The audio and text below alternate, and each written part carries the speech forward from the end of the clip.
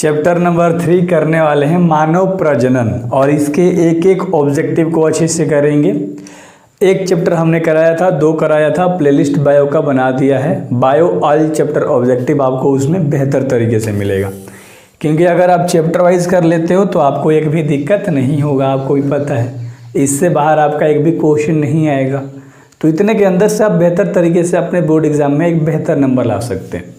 सबसे पहला सवाल आपका कह रहा है कि निम्नलिखित में से कोई एक पुरुष में पाया जाता है।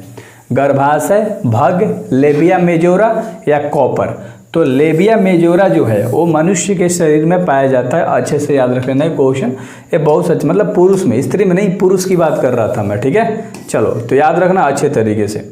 अगला सवाल है आपका, और अगला सवाल कह रहा है कि नर युक्त तथा मादा युग्मक के संयोजन से क्या बनता है। क्वेश्चन पे ज़्यादा पकड़ बना के रखना, क्योंकि एक शब्द अगर बदला तो पूरा क्वेश्चन का अर्थ बदल जाएगा। ये बायो है, कह रहा है कि नर युग्म तथा मादा युग्म के संयोजन से क्या बनता है। तो उससे जो बनता है वो बनता है युग्मज। क्या बनता है? युग्मज बनता है। तो 2 क्वेश्चन हम लोगों ने बेहतर तरीके से याद करा। जितने भी क्वेश्चंस है कमेंट बॉक्स में ज़रूर बताना कि टोटल में आपका कितना सही हुआ।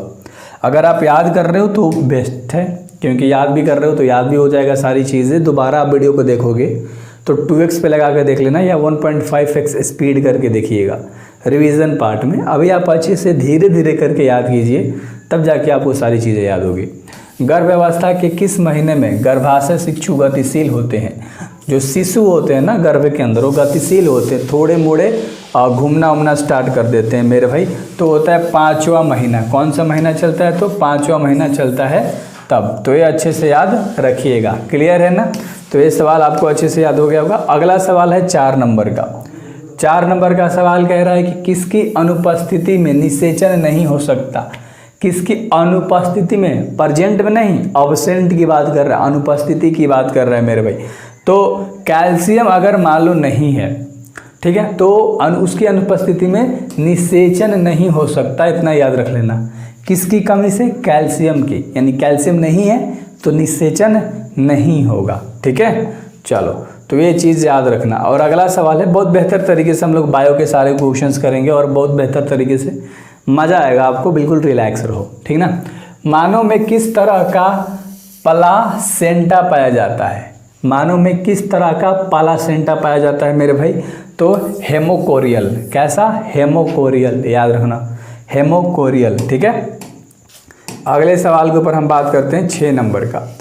6 नंबर का सवाल कह रहा है कि शुक्राणु का अक्षीय तंतु किससे बनता है। शुक्राणु का अक्षीय तंतु किससे बनता है?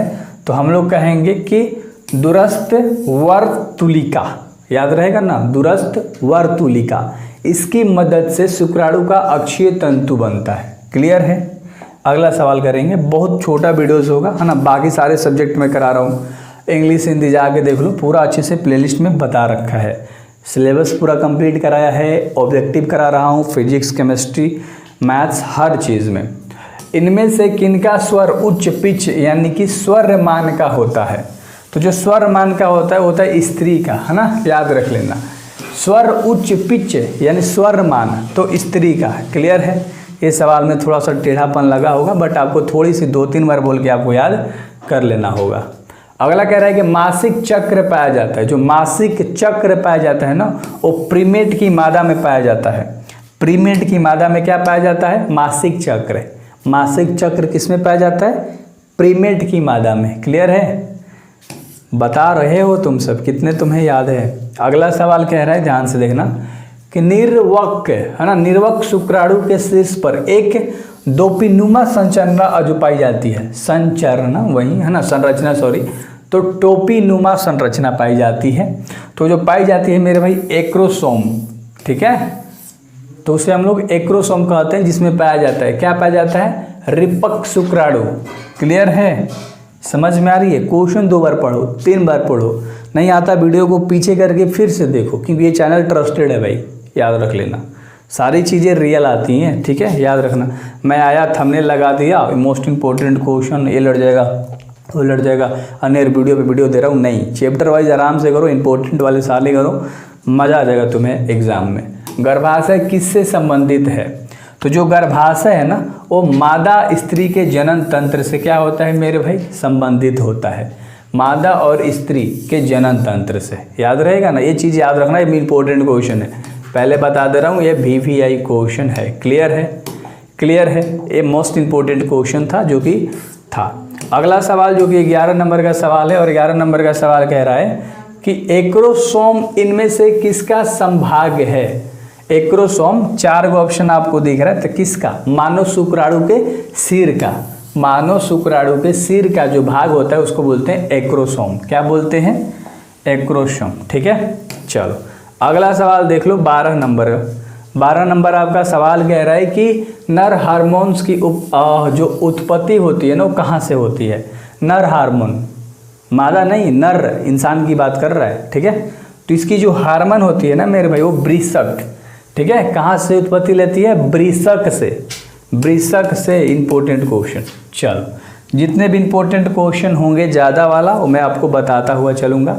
और अगला 13 नंबर का सवाल आपका कह रहा है कि स्त्रियों में रजोनिवृत्ति की जो उम्र होती है, रजोनिवृत्ति, क्वेश्चन याद रखो, रजोनिवृत्ति की जो उम्र होती है वो 50 साल होती है मेरे भाई, एक स्त्री की।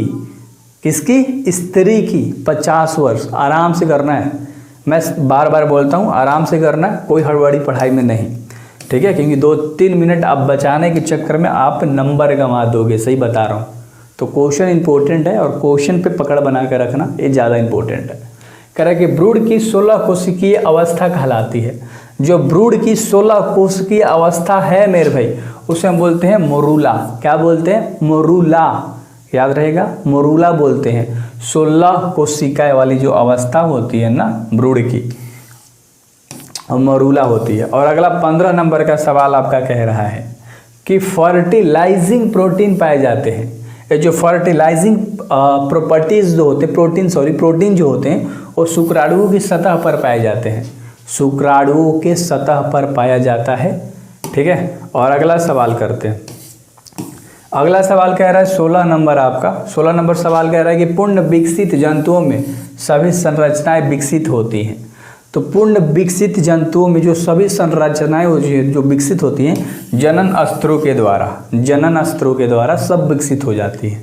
क्लियर, क्लियर है, कमेंट करो क्लियर होगा तो यस नो लिखते जाओ, कितने सही हो रहे हैं तुम सबके। और प्लेलिस्ट जाके सारे सब्जेक्ट चैप्टर वाइज कर लो। ठीक है, गैमिट निर्माण को कहते हैं, तो गैमिट निर्माण को हम लोग कहते हैं गैमिटोजेनेसिस। क्या बोलते हैं, गैमिटोजेनेसिस, गैमिटोजेनेसिस। याद रहेगा ना, किसको, गैमिट निर्माण को हम लोग कहते हैं। क्लियर है, क्वेश्चन में तुम्हें दिक्कत हो सकता है और किस में दिक्कत नहीं होगा। ठीक है, ऑप्शन मार दोगे बट क्वेश्चन अगर थोड़ा सा चेंज कर दिया और आप ऑप्शन रट के गए हो तो भाई याद रखना ये क्वेश्चन तुम्हारा गलत होगा। ठीक है, नर जनन कोशिका शुक्राणु उत्पन्न करती है। तो शुक्राणु उत्पन्न करती है क्या, शुक्राणु जनन द्वारा, शुक्राणु जनन के द्वारा शुक्राणु उत्पन्न करती है। कौन, नर जनन कोशिका, नर यानी कि पुरुष। ठीक है, और अगला 19 नंबर सवाल कह रहा है कि स्तनपायी जीवों में नर हार्मोन की उत्पत्ति जो होती है वो कहाँ से होती है। स्तनपायी जीवों में याद रख लेना। ठीक है, नर हार्मोन की जो उत्पत्ति होती है वो कहाँ से होती है। तो जो उत्पत्ति होती है अंडकोश में होती है। कहाँ, अंडकोश, अंडकोश में होती है। ठीक है, अगले सवाल के ऊपर बात करेंगे। 20 नंबर का सवाल कर रहा है कि मानव मादा में गर्भकाल है तो 9 महीना का होता है। ठीक है, मानव यानी कि स्त्री इसके अंदर आ जाएगी, 9 महीना तक होता है। उसके बाद क्या होता है, एक बच्चे का जन्म होता है। देख लो कि मादा मानव के अंडाशय से अंडों का निकलना वो क्या कहलाता है। तो अंडों का निकलना अंडोत्सर्ग कहलाता है, ये तो सबको पता है, अंडोत्सर्ग कहलाता है। चलो, तो ये क्वेश्चन में कोई दिक्कत नहीं होगा। कोई ले लेता है ना, मेन सब्जेक्ट होता है बायो और किसी का और ये क्या होता है, साइड होता है, मैथ होता है। तो याद रखना दोनों के लिए इंपॉर्टेंट है भाई। जिब्रेलिन, जिब्रेलिन क्या है, तो जिब्रेलिन एक हार्मोन है, ये तो सबको पता होगा, है ना। जिब्रेलिन क्या है, हार्मोन है, 11th क्लास के भी बायो के बुक में आप देखे हैं। तो अगला सवाल है 25 नंबर, अनुवांशिक कूट में कितने कूट होते हैं। तो टोटल 64 को। कहाँ पर ऑप्शन दिख रहा है भाई, डी नंबर का ऑप्शन दिख रहा है तुम्हें। क्वेश्चन क्या कह रहा है, अनुवांशिक कूट में कितने कूट होते हैं, तो 64 को टोटल, कितने, 64। और अगला सवाल 26 नंबर, 26 नंबर सवाल है कि कोशिकीय अवस्था में भ्रूण क्या कहलाता है। कोशिकीय अवस्था में जो भ्रूण है वो मॉरूला कहलाता है। क्या कहलाता है? मॉरूला कहलाता है। कोशिकीय अवस्था की बात कर रहा था। और अगला सवाल नहीं है। तो इतना इंपॉर्टेंट क्वेश्चन था भाई, देख लो कितना इंपॉर्टेंट क्वेश्चन था। ठीक है, तो इसके अंदर टोटल आपका कितना सही हुआ जरूर बताना। Total 26 question. अगर आपका 20 प्लस सही होगा तो सही है, वरना ट्राई करना कि मेरे अगर कोई भी वीडियोस कर रहे हो तो उसमें 20 से ज़्यादा आप याद करो। अगर मैं चैप्टर वाइज भी करा रहा हूँ तो आप 20 से कम ज़्यादा याद करोगे तो चीज़ें बिल्कुल प्रैक्टिकल होंगी और एग्ज़ाम में बिल्कुल अच्छा फील होगा कि हाँ आज हमने, मेरे पास 70 ऑब्जेक्टिव थे, मैंने 35 बेहतर तरीके से सही किया। ठीक है, तो हो जाएगा, आराम से हो जाएगा। बस आपको आराम तरीके से जुड़े रहना है, पढ़ते रहना है, मचा देना है। Best of luck.